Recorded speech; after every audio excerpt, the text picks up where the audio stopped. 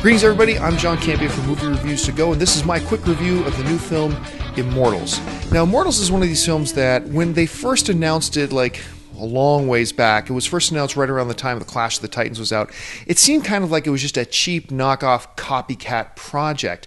And it wasn't until Comic-Con this past summer, when I saw about 15 minutes of the film, that I started to get actually mildly interested in the film.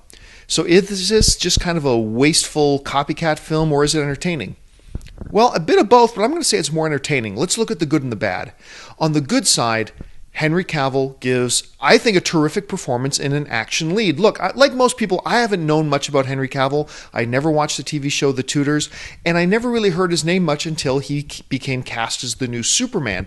And ever since, I've been really curious to see how well he would do on screen, particularly in an action-adventure role.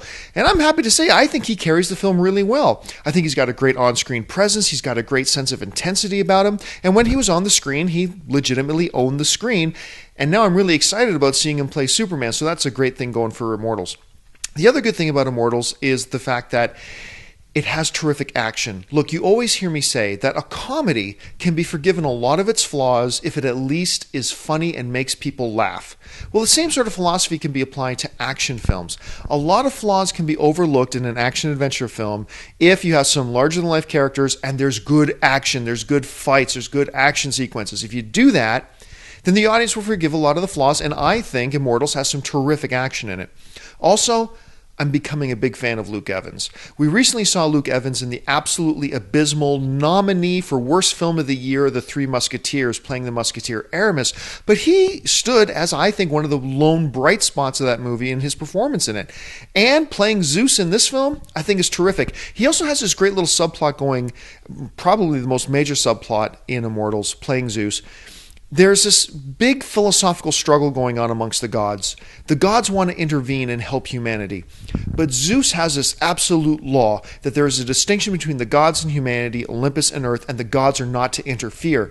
And the reason he doesn't want to interfere isn't because he doesn't care, but rather because he has a deep-rooted faith and belief in humanity, and that's why he doesn't want the gods to interfere. And it's kind of a really interesting sub-theme that runs throughout the movie that's interesting conversation fodder for actually see the film.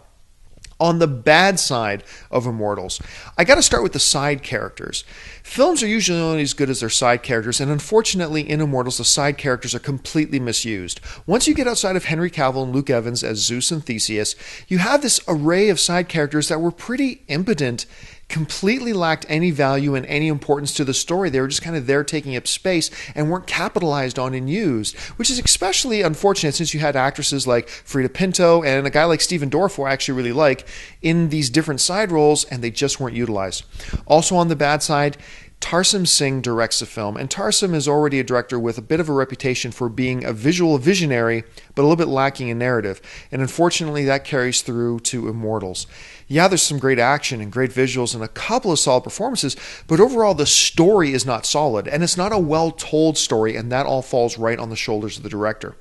Also, can't get away from this.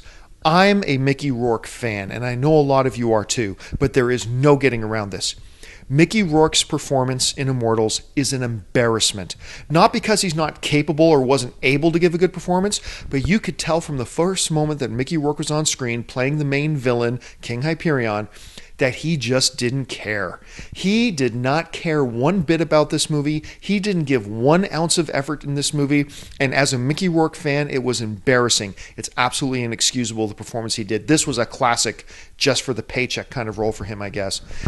Overall, Immortals is a deeply flawed film with poor narrative storytelling, completely misused side characters, and an absolutely abysmal, inexcusable poor effort shown by Mickey Rourke. But still, Henry Cavill, Luke Evans, and the action of the film, I still think pushes it over the threshold to being enjoyable. Overall, I'm going to give Immortals a 6 out of 10. I'm John Campea. Don't forget to follow me on Twitter @JohnCampea. See you next time.